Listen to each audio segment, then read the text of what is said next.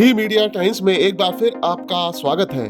Queen's road स्थित Neelkanth colony Barsana धाम में श्री अलबेली माधुरी शरण महाराज के सानिध्य में चल रही 9 दिवसीय संगीत में राम कथा में व्यासपीठ से आचार्य राजेश्वर महाराज ने कथा के 6वें दिन श्री राम वनवास में राम केवट संवाद के प्रसंग का वर्णन किया। इस बीच जैसे ही आचार्य श्री ने राम वन गमन की कथा सुनाई तो श्रोताओं की आंखें भर आईं। कथा में आचार्य श्री ने राम कथा की महिमा का वर्णन करते हुए कहा कि श्री राम कथा हमें सन्मार्ग पर चलना सिखाती है। उन्होंने कहा कि श्री राम कथा और श्री राम का जीवन अनुकरणीय है। सरस परिकर के प्रवक्ता प्रवीण बड़े भैया ने बताया कि कथा 9 जनवरी तक प्रतिदिन 1:30 बजे से शाम 5 बजे तक हो रही है। कई ने धरोहर रूप में रख रखे थे, कभी मांगे नहीं, अवसर नहीं मिला। बड़ी इसमें अलग अलग कथाएं आती महाराज। अध्यात्म रामायण में कथा मिलती है कि एक बार जब देवासुर संग्राम हुआ तो देवासुर संग्राम के समय महाराज दशरथ भी युद्ध करने के लिए देवताओं की तरफ से गए हुए थे। तो उस समय उनके रथ के की जो धुरी है उस धुरी की कील निकल गई महाराज।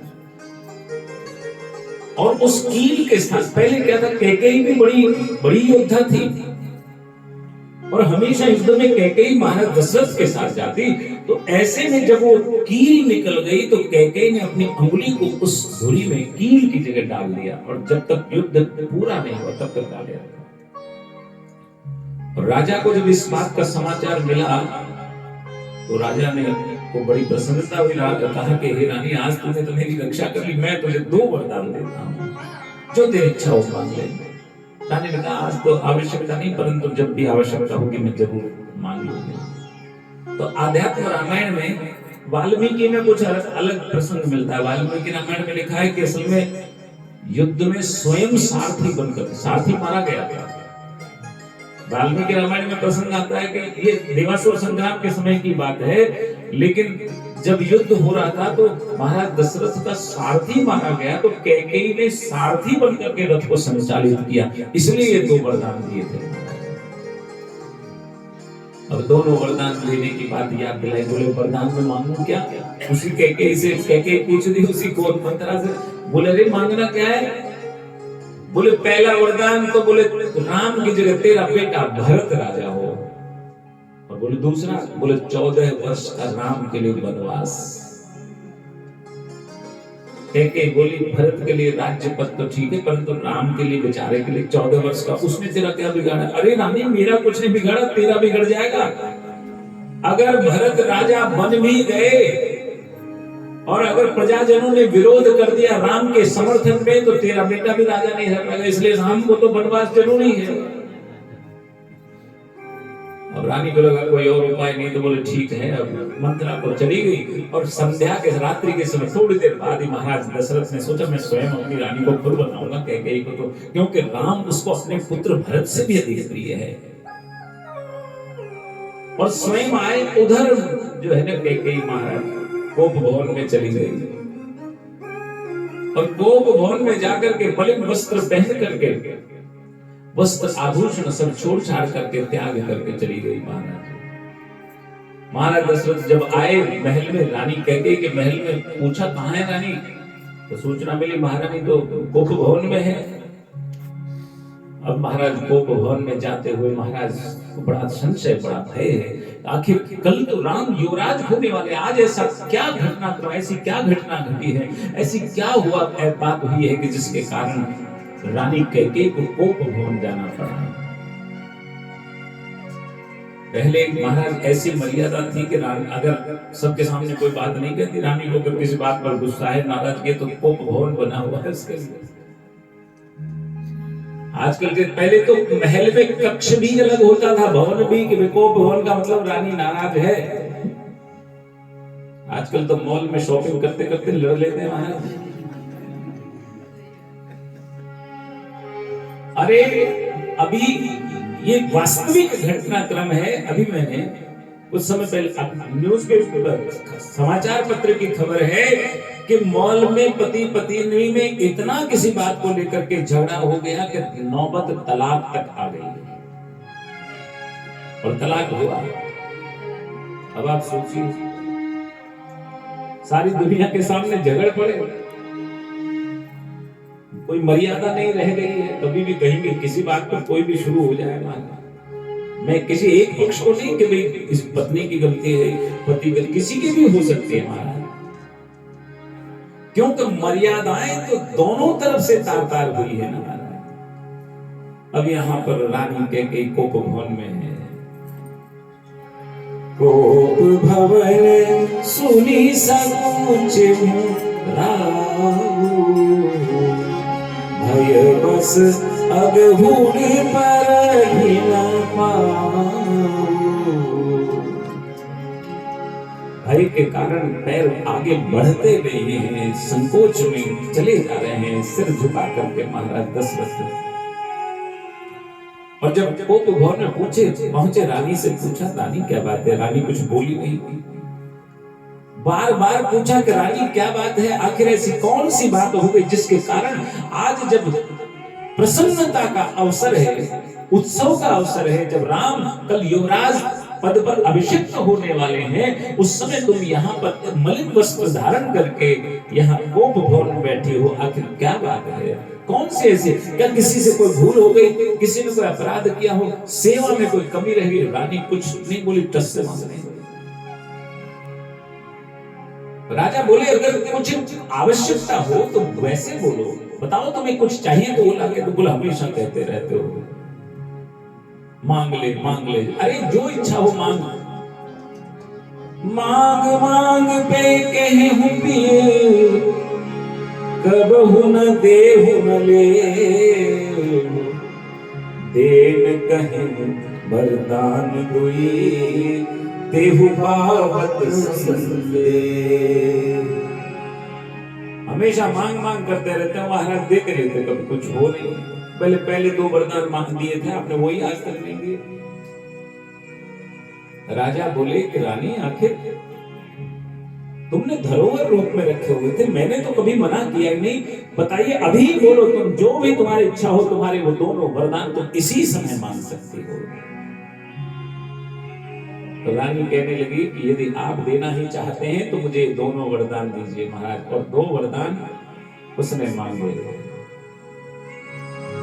सुनहु प्राण प्रिय भारत जी का, सुनहु प्राण प्रिय भारत जी का, देहु एक भरत की का, देहु एक भरत की का, सुनहु प्राण प्रिय भारत जी का, सुनहु प्राण प्रिय भारत जी का, मांगहु दूसर बर कर जोरी, मांगहु दूसर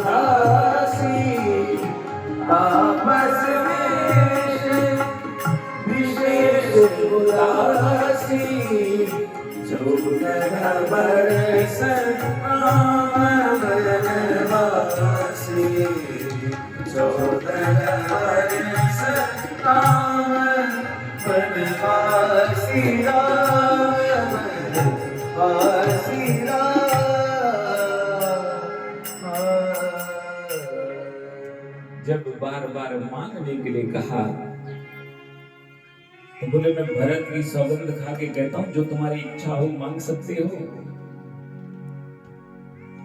सौगंध खा ली तो बोले ठीक है। बोले पहले जो 2 वरदान मांगे थे ना, आपने कहा था देने के लिए, वही दे दीजिए। बोले पहला वरदान आप मुझे ये दीजिए महाराज के राम के स्थान पर भरत का राज्य करो। राजा राम नहीं हो, भरत होना चाहिए।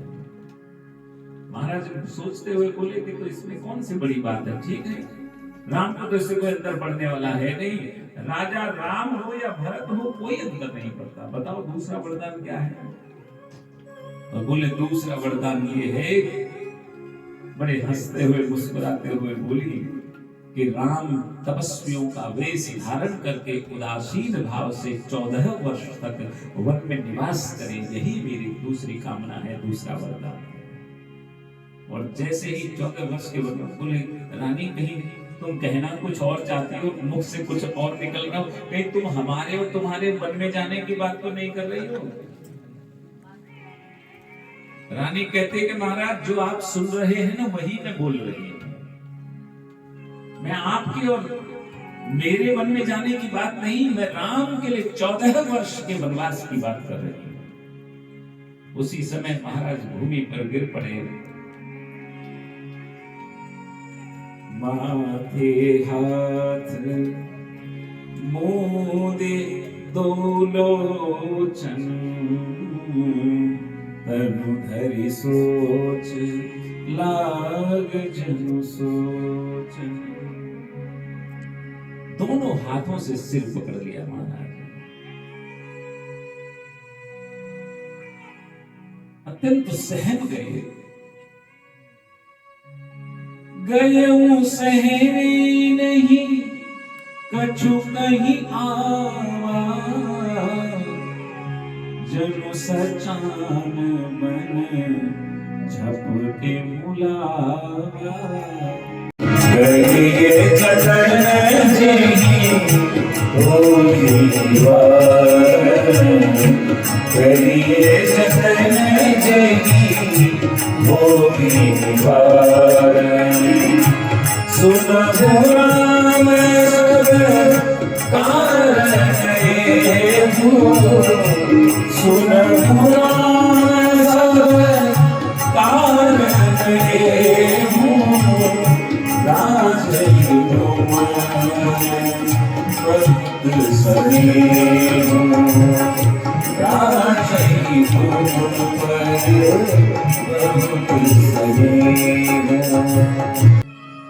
राम जी कहते हैं कि हे पिताश्री, बड़े सौभाग्य से किसी व्यक्ति को अपने माता और पिता की आज्ञा का पालन करने का अवसर मिलता है, और आज जब मुझे अपनी माँ और अपने पिता दोनों की आज्ञा का पालन करने का अवसर मिल रहा है, तो आप लोग मुझसे क्यों छीन लेना चाहते हैं। राम जी ने सोचा मैं जितनी देर यहाँ रहूंगा ना उतना ही कष्ट होगा पिताश्री को, इसलिए उसी समय वहां से जय जय कहते हुए प्रणाम करते हुए अपनी माँ कौशल्या के पास जा पहुंचे महाराज। और कौशल्या के पास पहुंचे तो कौशल्या ने देखा राम को, अरे राम तुम तैयार नहीं हो, आज तो तुम्हारा युवराज पद पर अभिषेक है। राम कहते हैं कि हे मां, मुझे पिताश्री ने अयोध्या का नहीं वन का राज्य दिया है। वन का राज्य? लगता है तुम्हारे पिताश्री जो है बुढ़ापे में सठिया गए हैं और तुम झूठ बोल रहे हो, मुझे विश्वास नहीं हो रहा। तब सुमंत्र का पुत्र जो साथ में था उसने कहा हाँ, मां सारी घटना कह सुनाई कि कैकेयी ने 2 वरदान मांगे थे और उसी के तहत राम जी को 14 वर्ष का वनवास की आज्ञा हुई है। मां सुमित्रा कहती, मां कौशल्या कहती है कि राम, यदि केवल पिता की आज्ञा होती तो मैं मैं मां को बड़ा कहकर के तुम्हें रोक लेती, और यदि मां की आज्ञा होती तो पिता को बड़ा कहकर के तुम्हें रुकने के लिए कह देती, लेकिन जब तुम्हारी मां और पिता दोनों की आज्ञा है तो फिर मैं तुम्हें रोकूंगी नहीं। लेकिन मेरा ये आशीर्वाद है कि वो वन का निवास भी तुम्हारे लिए सैकड़ों अयोध्याओं से अधिक सुखदायी हो जाए।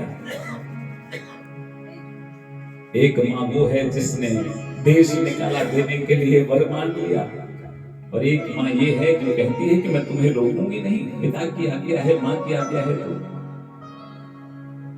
और तब उसी समय सीता को पता चला, दौड़ती हुई सीता वहीं पर आ गई जहां राम जी महाराज आज्ञा दे रहे थे माँ से। माँ कह रही थी ठीक है, जहां तुम हो वही अयोध्या है, समझा रहे थे। उसी समय सीता आ गई और सीता को देखा तो माँ कौशल्या कहती कि राम तुम भले ही जाओ वन में, परंतु सीता को मत लेकर के जाओ, सीता को तुम यहीं छोड़ जाओ। सीता बोली कि हे माँ, मुझे बड़ा दुख है।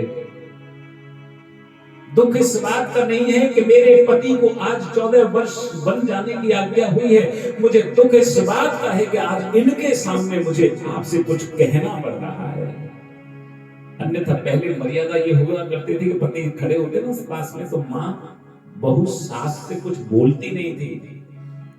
सीता कहती है कि मुझे बड़ा दुख है, बड़ा कष्ट है कि आज इनके सामने कुछ कहना पड़ रहा है, लेकिन यदि मैं बोलूंगी नहीं तो मैं पतिव्रत धर्म के साथ न्याय नहीं कर पाऊंगी। राम जी कहते हैं कि सीते देखो, यहाँ वन में, यहाँ अयोध्या में रह करके ये तुम्हारे माता पिता के समान ही है, महाराज दशरथ और माता कौशल्या, इनकी सेवा करना।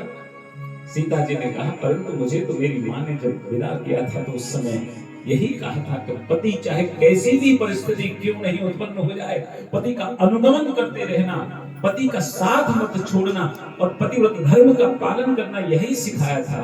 मैं किस धर्म को मानूं प्रभु, ये बता दीजिए।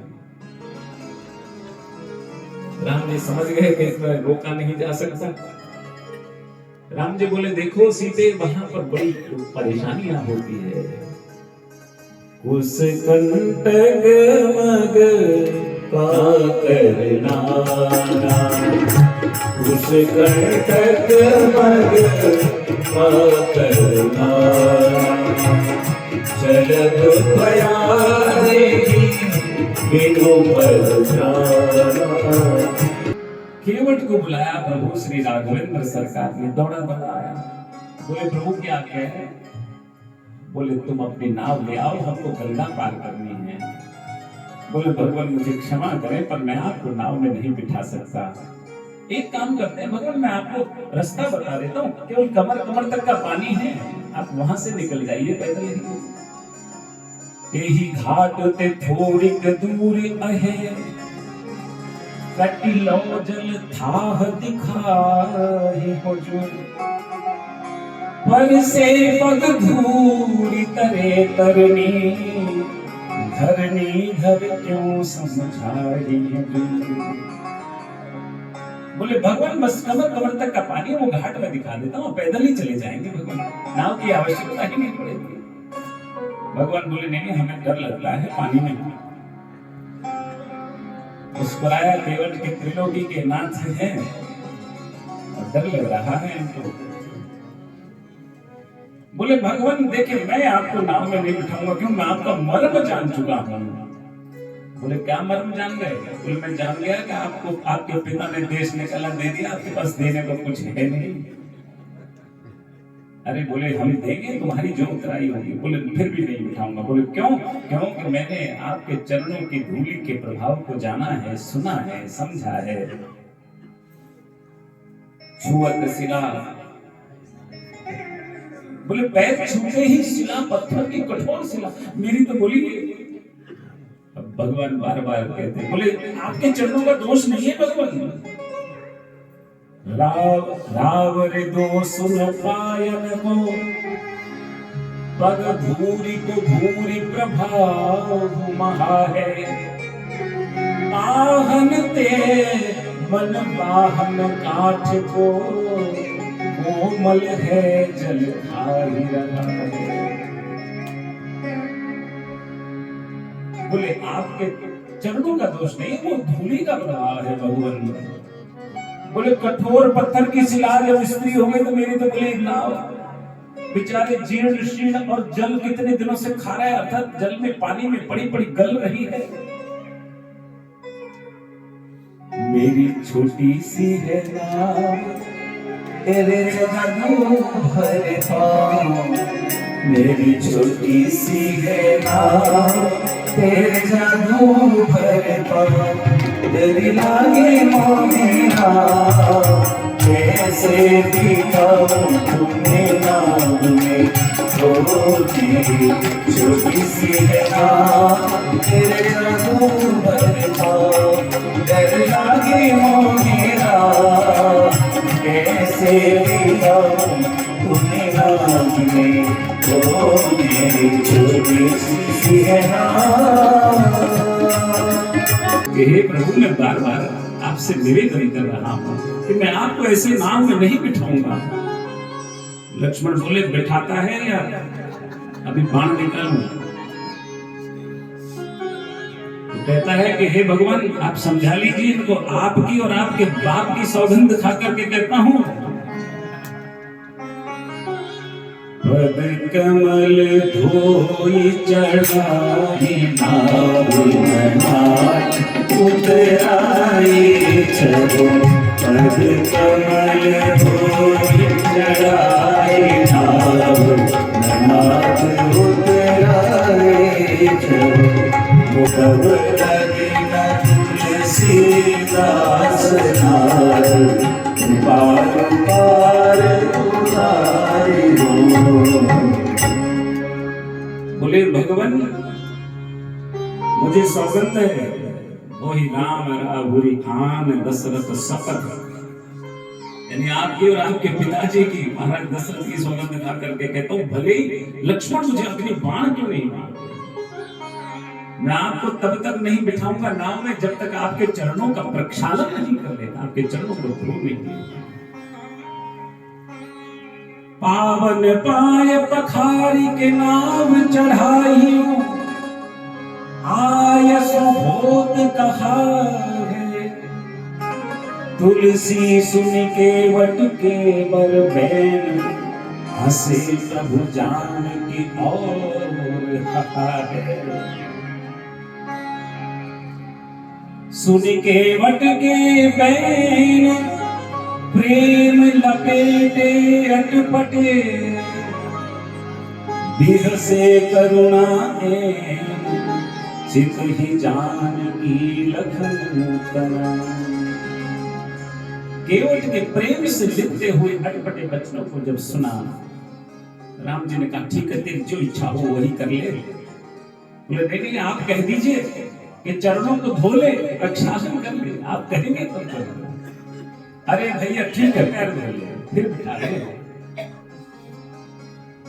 और लक्ष्मण और जानकी की तरफ देख करके प्रभु हंस रहे हैं कि बताओ किसके चरण की सेवा पहले दूं इसको, क्योंकि दोनों चरणों में एक चरण की सेवा सीता जी के पास है, एक चरण की सेवा लक्ष्मण जी के पास है। और ये केवट कोई और नहीं, वशिष्ठ का पुत्र श्राप कथा संत लोग सुनाते हैं। कच्छप बन गया था, श्राप था कि भगवान के चरणों का स्पर्श पाएगा ना तभी श्राप से मुक्त होगा। अब बेचारा क्षीर सागर में भगवान शयन कर रहे, कछुआ बना हुआ ढूंढते पहुंच गया। सीता जी लक्ष्मी जी बोली कि अरे शेष देखो, शेषनाग से कहा ये कछुआ प्रभु के चरणों की तरफ आ रहा है। शेषनाग ने जोर के फुंकार हमारी हजारों कोस दूर जा गया।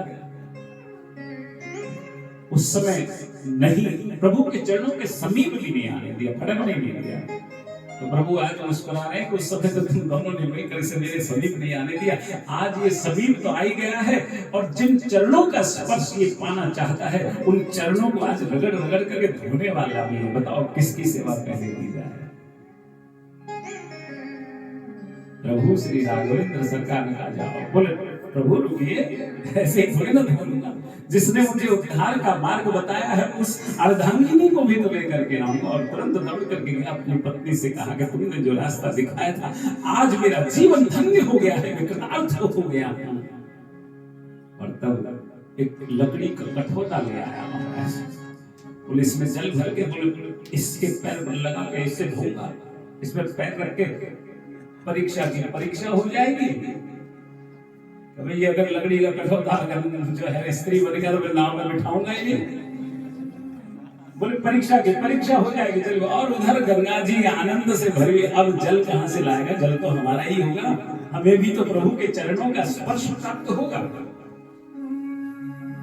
नेत्रों के जल से ही धो लिया उसने, तो कहने को तो गंगा जी का जल लिया और उस कठोते को हाथ में लेकर भगवान इस पर पैर रख दीजिए आप। अब भगवान ने एक पैर उठाया, उस पर रखा तो डगमगाने लगा। अरे भैया ये तो तरीका ठीक नहीं, हम गिर जाएंगे। अरे बोले गिरने का इतना ही भय है प्रभु, एक काम करिए, अपना हाथ मेरे सिर पर रख दीजिए, अपने आप ही जो है आपका बैलेंस बन जाएगा। और भगवान ने उसके मस्तक पर हाथ रखा, और जिसके मस्तक पर प्रभु श्री राघवेंद्र सरकार के कर कमल हो, उसके कल्याण को भला कौन रोक सकता है।